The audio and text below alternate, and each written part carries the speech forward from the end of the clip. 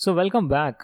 मुझे पूरा विश्वास है कि आपने लास्ट वीडियो को पूरा देखा था और आपने एक कंपनी की एनुअल रिपोर्ट या डेल्टा कॉर्प की ही एनुअल रिपोर्ट को गो थ्रू किया था।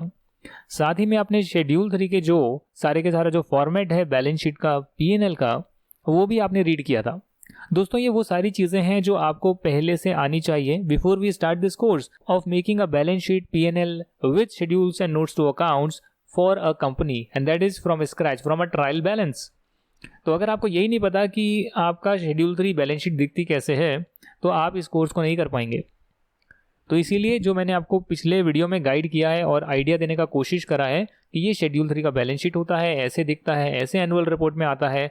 अब जो है उस नॉलेज के बेस पर या उस बेसिक कॉन्सेप्ट के बेस पर जो है हम वही चीज़ जो है बनाएंगे इन एक्सेल, जो एक चार्टर्ड अकाउंटेंट बनाते हैं, और ये काम आपको आना चाहिए। आप कोई भी सिस्टम फॉलो करें, ओरेकल करें, SAP करें, टैली करें, ERP करें, कोई भी करें, सभी में जो है ultimately at the end you can extract trial balance. What does it mean? जो भी सारे अकाउंट्स बने हैं, जो भी सारे रिकॉर्डिंग हुई है अलग अलग अकाउंट्स में, खातों में, उन सभी का जो बैलेंस है, उन बैलेंस का टोटल एक पर्टिकुलर पॉइंट में, लेट्स से कि आप 1 अप्रैल से 31 मार्च का देखते हैं पीरियड, तो आप देख रहे हैं 31 मार्च को इन पर्टिकुलर लेजर्स में क्या क्या बैलेंस है, इन पर्टिकुलर अकाउंट्स में, like amalgamation reserve, equity share capital, securities premium account, इनमें क्या क्या बैलेंस है, वो आप जब एक्सट्रैक्ट करते हैं तो उसे हम ट्रायल बैलेंस बोलते हैं। And do you know one thing, हमारे अकाउंटेंसी में डेबिट और क्रेडिट का कॉन्सेप्ट चलता है, यानी एसेट्स और एक्सपेंसेस जो है उनका डेबिट बैलेंस होता है, वहीं दूसरी तरफ जो लाइबिलिटीज हैं और जो इनकम है उनका क्रेडिट बैलेंस होता है। तो ये जो डेबिट क्रेडिट है, ये अल्टीमेटली इनका टोटल जो है इक्वल होना चाहिए, बैलेंस होना चाहिए।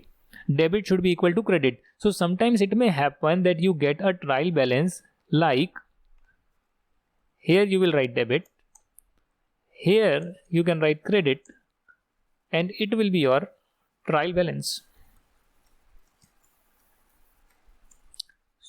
तो आपको जो है ऐसा ट्रायल बैलेंस मिल सकता है जिसमें डेबिट साइड पे डेबिट के बैलेंसेस आ रहे हैं, क्रेडिट साइड पे क्रेडिट का बैलेंस आ रहा है, दोनों में से एक ही बैलेंस आ रहा होगा। डेबिट क्रेडिट एक ही आ रहा होगा। अगर मैं इसको यहाँ पर जचाऊँ या यहाँ पर लिखूँ मैं, तो मैं इसको जो है डेबिट क्रेडिट के बैलेंस की फॉर्म में भी लिख सकता हूँ। बस मुझे सिंपल सा ये करना है, if this is less than 0, उस केस में जो है यहाँ पर 0 आएगा, अदरवाइज ये आ जाएगा। करेक्ट? आप इसको जो है कॉपी कर लीजिए और यहाँ पर आप पेस्ट कर लीजिए। If this is greater than 0, तो 0 आएगा, बट अगर ये नेगेटिव है तो क्रेडिट आएगा। अगर यही चीज़ मैं यहाँ पर पेस्ट कर दूँ, लेट्स से, तो करीब करीब आप कह सकते हैं कि आपको ट्रायल बैलेंस ऐसा भी मिल सकता है जिसमें डेबिट बैलेंस और क्रेडिट बैलेंस जो है आपको दिया हो।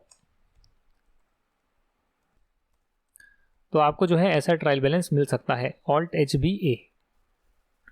Now just total here and copy paste and total here. What you can do is multiply it by -1, copy it, paste it, then copy again and do a paste special Alt HVV। तो आपको जो है यहाँ पर सारी चीज़ें पता लग जाएगी कि कैसे डेबिट बैलेंस और क्रेडिट बैलेंस जो है वो मैच कराया हुआ है। मैंने रिवर्स कैलकुलेशन करी है, अवेलेबल नहीं था मेरे पास। मैंने डेबिट और क्रेडिट हर अकाउंट का यहाँ पर आपको दिखाया है। Amalgamation reserve debit balance, equity share capital credit balance, security premium account credit balance, share application money credit balance. तो क्रेडिट डेबिट जो है चले जा रहा है। ऐसा आपको जो है ट्रायल बैलेंस टैली ERP से मिल सकता है, आपको ओरेकल से मिल सकता है, SAP से मिल सकता है। अब जब भी आप देखेंगे तो आपको सबसे पहली चीज़ इंश्योर करनी है that debit balance should be equal to credit balance. अगर डेबिट और क्रेडिट का बैलेंस इक्वल आपको नहीं मिला है, then do not start making a balance sheet, do not start making schedules, notes to accounts, anything, because वो trial balance ही match नहीं करता और उससे आपकी बैलेंस शीट मैच नहीं बनेगी।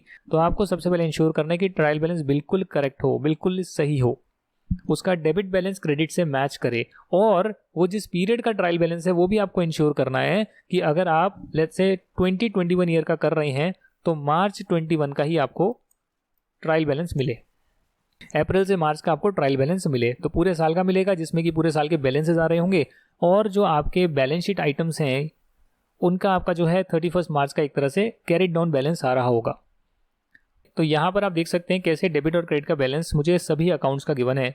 अगर मैं यहाँ पर अकाउंट्स भी यहाँ पर पेस्ट कर दूँ, let's say copy paste and I hide this all, और मैं इसको हाइड कर दूँ अगर, तो ये आपका आ गया अकाउंट नेम,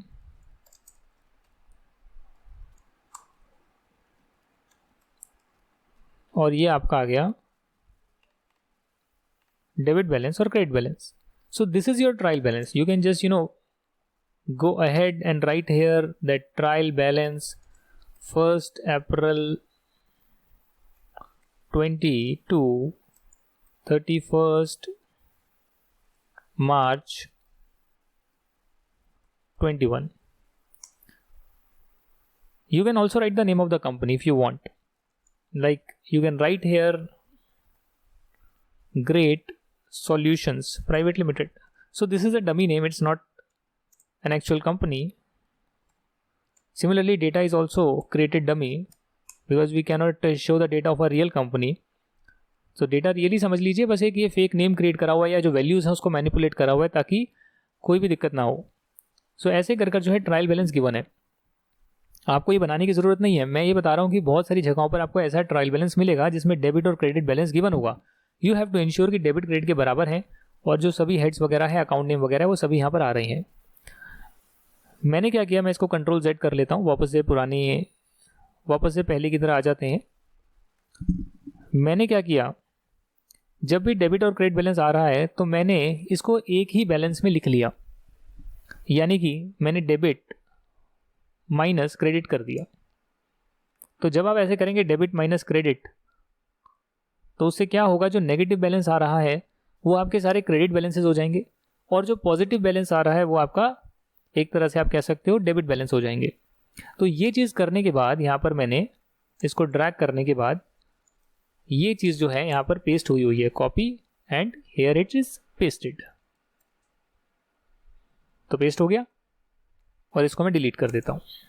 यानी कि ये जो चीज़ गिवन है मुझे ऐसे ही गिवन थी, बट कई बार आपको ऐसे नहीं गिवन होगी, इसलिए मैंने आपको रिवर्स कैलकुलेशन में समझाया कैसे डेबिट क्रेडिट बैलेंस है आप उसको मर्ज कर सकते हैं, डेबिट क्रेडिट को जो है नेट कर सकते हैं, डेबिट माइनस क्रेडिट। तो all the negative balances are credit balances, all the positive balances of a particular account are debit balances. अब जो है प्रोसेस स्टार्ट करने से पहले one thing you have to ensure that the total of this debit credit should be zero, because debit is equal to credit. Now credit जो है वो सब नेगेटिव में आ रहे हैं और जो डेबिट है वो पॉजिटिव में आ रहे हैं, तो दोनों का जो मर्ज करेंगे, टोटल करेंगे, तो वो जीरो होना चाहिए।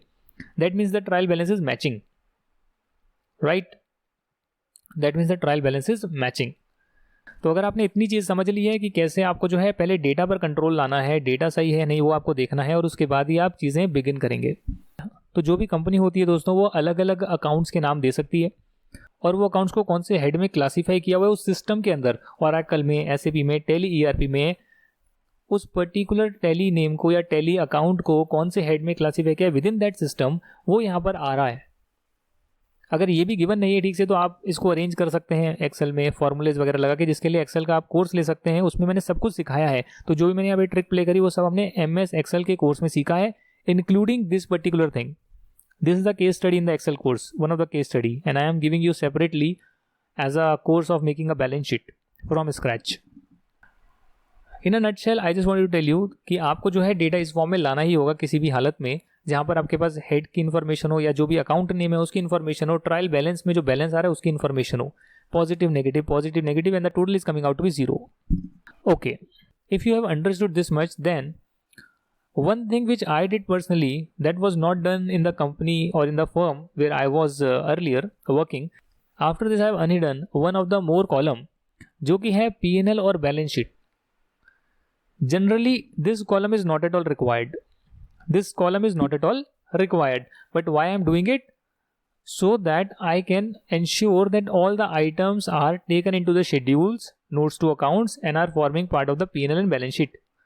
And I know कि भैया ये आइटम यहाँ पर जाना चाहिए। तो इसीलिए मैंने क्या किया, एक एक्सरसाइज करी जो कि हम जब क्लाइंट से डेटा लेंगे तो उसमें नहीं दे रखा होगा बैलेंस शीट आइटम या P&L आइटम है, क्लाइंट से इन्फॉर्मेशन में गिवन नहीं होगा। जहाँ पर मैंने ऑडिट का काम किया था वहाँ पर भी हमने ये वाली एक्सरसाइज नहीं करी थी, बट आई प्रेफर इट कि आप जो है हर अकाउंट को क्लासीफाई कर लें, ये बैलेंस शीट आइटम है या P&L आइटम है। Like amalgamation reserve, equity share capital, securities premium account. तो आप इसमें तुक्का लगाने की बजाय क्या कर सकते हैं, आप अपने हिसाब से एक बार कर सकते हैं और क्लाइंट से वेरीफाई करवा सकते हैं कि भैया ये जो सारे अकाउंट्स आ रहे हैं ये बैलेंस कैरी डाउन, ये बैलेंस शीट के आइटम्स है ना। या फिर अगर आपको टैली बैकअप मिला है या सिस्टम का एक्सेस मिला है तो उस सिस्टम में जाकर भी देख सकते हैं कि ये बैलेंस शीट में अपीयर कर रहा है इसका बैलेंस या ये P&L में जा रहा है। तो वो आपको टाइम लगेगा, बट अगर आप ये काम करते हैं, भले ही 500 लाइन आइटम हो, 1000 लाइन आइटम हो, काफ़ी चीज़ें जो है सिस्टम से निकल जाती है जिसमें सिर्फ आपको कॉपी पेस्ट ही करना है। जैसे मैंने कॉपी पेस्ट ही करा है क्योंकि मुझे पता था जो स्टार्टिंग में बैलेंसेस आ रहे हैं वो सारे बैलेंस शीट आइटम्स है, और जब बैलेंस शीट आइटम सारे खत्म हो गए तो उसके बाद जो है सेल से P&L आइटम स्टार्ट हुए। तो मैंने बस कॉपी पेस्ट कर दिया ड्रैग कर क्योंकि मुझे पैटर्न पता लग गया कि अच्छा ये बैलेंस शीट आइटम है, ये P&L आइटम है। And you can also verify that in the system. ये मैंने क्यों करा है, ये अपनी नॉलेज के लिए करा है। इसका करने से नहीं करने से कोई पर्पस नहीं है, बट हाँ अगर मुझे कल को कोई रेफरेंस लेनी पड़ेगी, अच्छा ये अकाउंट जो है ये कहाँ पर जा रहा है, TDS contractor, then I will be knowing कि ये जो है बैलेंस शीट आइटम है। उसके बाद देखूंगा डेल इंडिया कहाँ है, अच्छा डेल इंडिया जो है एक कंपनी है जिससे कोई सर्विसेज ली होगी, सेंट्री क्रेडिटर है, बैलेंस शीट आइटम है। फेडेक्स है, बैलेंस शीट आइटम है। ये क्योंकि बहुत बड़ी कंपनी है इसके लिए मैंने इनके नाम मैनिपुलेट नहीं करे, बाकी सभी के मैंने नाम मैनिपुलेट करे हुए हैं, यानी एक्चुअल नेम्स नहीं है। इसके बाद में एक और चीज़ अनहाइड करने वाला हूं दोस्तों, इसके बाद जो है मैं एक और चीज़ अनहाइड करने वाला हूं और वो है फाइनेंस हेड। जैसे आपने क्लासीफाई करा हर अकाउंट को बैलेंस शीट है या P&L है, जिसकी ज़रूरत नहीं थी बट मैं पर्सनली करता हूँ, मुझे उससे ईजी रहता है किसी भी चीज़ पर कंट्रोल लगाने के लिए, तो आप भी ऐसा कर सकते हैं।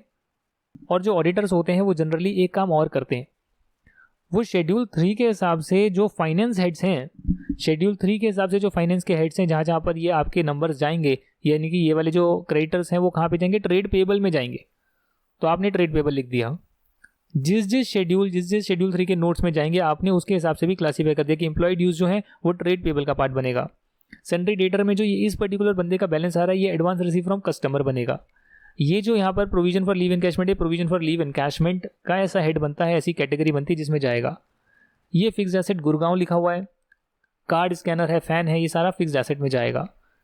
तो ऐसे कर जो है आपने क्लासीफाई कर लिया फाइनेंस हेड के अंदर, और ये ऑडिट पर्सपेक्टिव से किया है, शेड्यूल 3 के पर्सपेक्टिव से किया हुआ है। तो इसके बाद नेक्स्ट वीडियो में मैं आपको बताऊंगा कैसे आप P&L का जो है शेड्यूल बना सकते हैं, जो कि अभी बिल्कुल ब्लैंक आ रहा है। नेक्स्ट क्लास में मैं आपको ये पूरा का पूरा शेड्यूल बनाना सिखाऊंगा P&L का, जिसमें रेवेन्यू फ्रॉम ऑपरेशन आएगा, जिसके अंदर परचेज ऑफ स्टॉक आएगा, चेंज इन इन्वेंट्री आएगा, एम्प्लॉय बेनिफिट एक्सपेंस आएगा।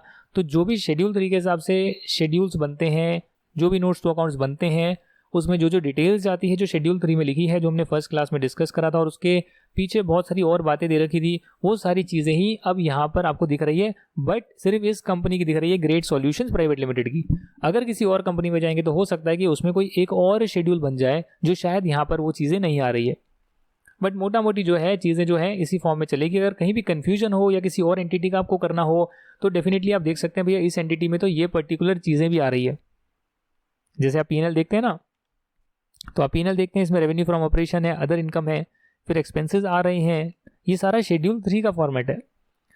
जो चीज़ नहीं आ रही वो हमने हाइड कर दी है, बट अगर आपको लगता है किसी और एंटिटी में कोई और भी चीज़ें हैं, जैसे कंजम्पशन ऑफ रॉ मटेरियल भी है, तो आप जो है उसे भी यहाँ पर डालेंगे, क्योंकि शेड्यूल 3 में तो गिवन है, तो आप यहाँ पर एक लाइन आइटम ऐड कर देंगे और यहाँ पर डाल देंगे कंजम्पशन ऑफ रॉ मटेरियल, और उसका भी एक नोट नंबर डाल देंगे, और उस नोट नंबर को आप यहाँ शेड्यूल में ऐड कर देंगे कि भैया उस नोट का भी जो डिटेल जाती है, जो कि शेड्यूल 3 में बताया हुआ है कि ये डिटेल जाएगी, वैसा आप जो है यहाँ पर कंस्ट्रक्ट कर लेंगे, राइट। जहाँ पर मॉडिफिकेशन होगा मैं आपको एक सैम्पल डेटा पे पूरी चीज़ें सिखाऊंगा A to Z, कैसे आप ट्रायल बैलेंस से P&L के शेड्यूल बना सकते हैं और P&L के शेड्यूल से P&L में दिखा सकते हैं। ये हम नेक्स्ट क्लास में जानेंगे, और उसकी नेक्स्ट क्लास में जानेंगे कैसे आप बैलेंस शीट शेड्यूल और बैलेंस शीट तैयार कर सकते हैं। तो ये सारी चीज़ों के लिए stay tuned and just revise today's class. जो हमने काम किया है, you can also practice the same step so that you get a control over the trial balance on all the items of the trial balance, कि क्या क्या है, क्या क्या है, क्या क्या है, आपको एक एक अकाउंट का पता होना चाहिए, राइट। तो फिर मिलते हैं नेक्स्ट वीडियो में, तब तक के लिए thank you so much. Do share with your friends and also join free study groups on the app. You can join practical training group and you can discuss whatever you want. Even if you want to ask any question from me, you can ask in the practical training group of LearnZup Android application or website. So for rest of the stuff, see you in the next video. Bye bye.